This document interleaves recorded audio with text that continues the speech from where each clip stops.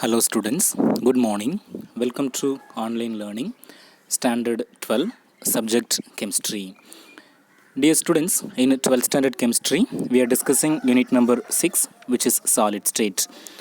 And in solid state lesson we have completed about the introduction, the general characteristics of solids, how solids are classified, the differences between crystalline and amorphous solids. Up to that we have completed so far. And dear students, today using this video we are going to learn the types of crystalline solids. We know that generally solids are of two types. They are crystalline solids and amorphous solids. And here we will discuss about how crystalline solids are classified. Okay dear students, generally we have four types of crystalline solids, and those four types are, look here, number one is ionic crystals, or we can say ionic solids, and number two is covalent solids or covalent crystals. Then third one is metallic crystals, or we can say metallic solids. Then finally we have the type of molecular crystals or molecular solids. So these are the four types of crystalline solids. What are they? Ionic solids, covalent solids, metallic solids, and finally molecular solids. Okay mama, so here each type of ionic, covalent, so every type is varying only in the constituent particles. Okay, so about them we are going to discuss in detail now. Okay, first ionic solids. Okay dear students, look at the point number 1. The structural units are cations and anions. So in the case of ionic solids, look the name ionic, which means ions. It is made up of ions. What are the two types of ions? Generally we have two types of ions. Those are cations and anions. So in the case of ionic solids, the constituent particles are nothing but the fundamental units of a solid. Okay, so it is cation and anion. That is given in point number 1. The structural units are cations and anion. Okay, and the cation and anion are held together by a very strong electrostatic force of attraction. We know that when generally when the oppositely charged particles come closer, what happens? There arises a strong electrostatic force of attraction between them, and so it results the formation of a solid which is ionic solid. So the cation and anion in an ionic solid is held together by a very strong electrostatic force of attraction. And the third point is telling about their structure. They possess definite crystal structure. The salts of ionic solids possess a definite crystal structure, and the example of this type is sodium chloride. So what are the things we have seen about ionic solids?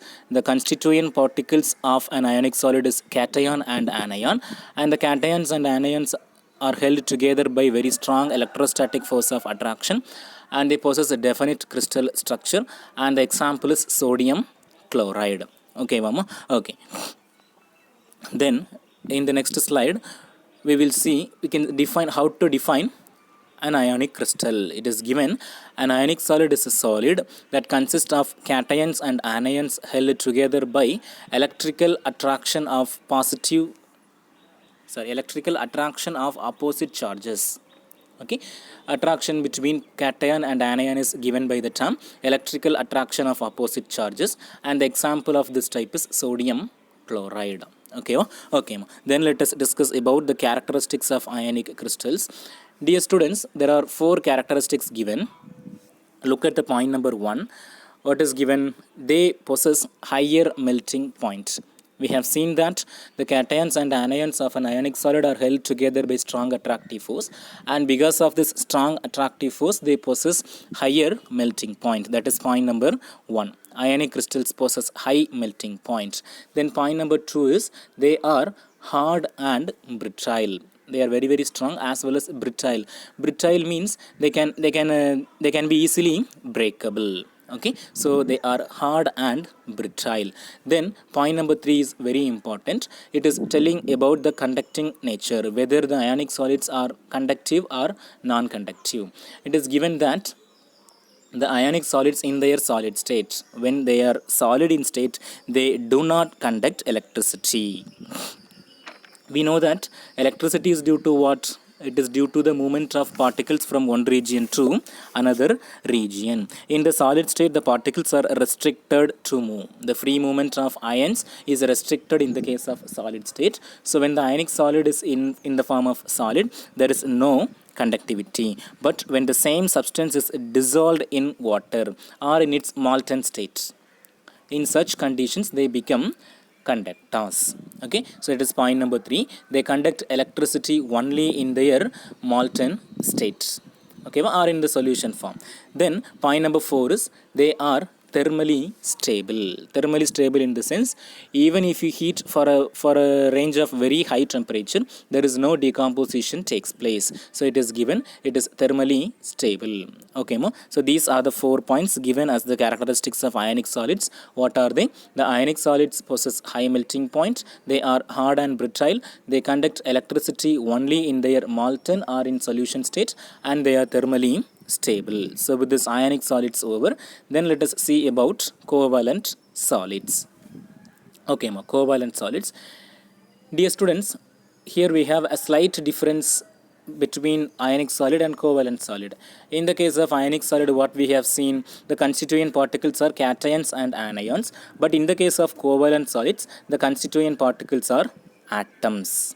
Okay, so what are the constituent particles of a covalent crystal? They are atoms, and each atom is bonded with another atom by covalent bond, and so it is called as covalent solid. Is it clear? What are the fundamental particles of a covalent solid? Atoms are the fundamental particles of a covalent solid, and each atom is connected to another atom by means of covalent bond, and so these solids are called as covalent solids. The very simplest example for this type is diamond. In diamond is made up of carbon atoms, a large number of carbon atoms, and each carbon atom is linked with another carbon atom by means of a covalent bond. Okay, so now let us define covalent crystals. A covalent network solid is a solid that consists of atoms held together in networks or chains by covalent bonds. So simply we can say, in the case of covalent solids, the fundamental units are atoms, and the atoms are held together by what kind of bonds? By covalent bonds. What is the example? Diamond is the example. Then let us see the characteristics of covalent crystals. Okay, dear students, look at the point number 1. What is given? They have high melting points. Okay, the covalent crystals possess high melting point. They are hard and rigid, and they are giant covalent network. Giant covalent network structure. Okay, giant means larger structure. Many molecules, many atoms are held together. Then they are the poor or bad conductors of electricity, except graphite. Even though graphite is a covalent crystal, it is a good conductor of electricity, and they have high latent heat of fusion, also low coefficient of expansion. So these are the characteristics of covalent solids. What are they? They possess high melting point, they are hard and rigid, they are giant molecules. Giant network means large number of atoms are united together. Then they are the poor conductors of electricity, except graphite. Then they possess high latent heat of fusion, and they have a low coefficient of expansion. Okay, Mama. Okay, then the type number 3 is metallic crystals. Okay, look at the name, metallic crystals, which means surely the constituent particles will be what? Metals. Okay, okay, so we know that metals are generally electropositive in nature. Okay, so it is given that in the case of metallic solids, the lattice points are occupied by positive metal ions. Okay, and these metal ions are surrounded by cloud of electrons. Okay, okay, so we can have an example of watermelon. If you look at the watermelon means, what do you observe? Red color part, in it what is embedded? The black color seeds are embedded. Okay, now imagine the black color seeds are metals, and the metals are surrounded by what? The red colored part, which is the cloud of electrons. Or we can say, in the metallic solid, the lattice points are occupied by metals, and it is surrounded by a cloud of electrons. Okay, Mama, is it clear? Okay. Now let us see, we can define what is called as metallic crystal. It is given that a metallic solid is a solid that consists of positive cores of atoms held together by surrounding sea of electrons. I have used the term cloud of electrons. Here it is given sea of electrons. So we can say metals are surrounded by electrons, and so the type of solid is called as metallic solid. Then their characteristics: the metallic solids are very hard in nature, and they have higher melting point. They possess excellent thermal and electrical conductivity. They are the very good conductors of heat and electricity. Then they possess bright metallic luster. These are the properties of metallic solids. What are they? They are hard, they have high melting point, they possess excellent thermal and electrical conductivity, and they possess bright luster. Okay, so with this type number 3, metallic solid, is over. Then finally we have to discuss about molecular solids. Look at the name, molecular solid, which means surely the constituent particles will be what? It will be a molecule. Okay, so it is given that in the case of molecular solids, the constituent particles are molecules, neutral molecules, and each molecule is held together with another molecule by very weak van der Waals force. Because each molecule is neutral, no, there will be no attractive force between the neutral molecules, so they are held together by weak van der Waals forces. Okay, now let us define what is called as a molecular crystal. It is given that a molecular solid is a solid that consists of atoms or molecules held together by intermolecular forces, or we can say weak van der Waals forces. And their types. Students, generally we have 3 types of molecular solids. Those are polar molecular solid, non-polar molecular solid, and finally hydrogen bonded molecular solid. What are the types of molecular solids? 3 types we have. Those are polar molecular solid, non-polar molecular solid, and finally hydrogen bonded molecular solids. Okay, Mama. Okay. So dear students, generally the molecular solids are very soft in nature, and they do not conduct electricity. Only 2 properties are given. Okay, they are very soft and they do not conduct electricity. Okay, and in the case of the types of molecular solids, polar, non-polar, and hydrogen bonded molecular solids, in the case of polar molecular solids, the examples are, for polar molecular solids, the example are carbon dioxide. We can have any one example, carbon dioxide. In the case of a non-polar molecular solid, the example is naphthalene. We can have the example of naphthalene. Whereas in the case of hydrogen bonded molecular solids, the example is water, H2O. Okay, Mama. Okay, so with this, the types of crystalline solids over. What are the things we have seen so far? How crystalline solids are classified? We have 4 different types of crystalline solids. Those are ionic crystals, covalent crystals, metallic crystals, and molecular crystal. In the case of ionic crystals, the constituent particles are cations and anions, and they are held together by strong attractive force.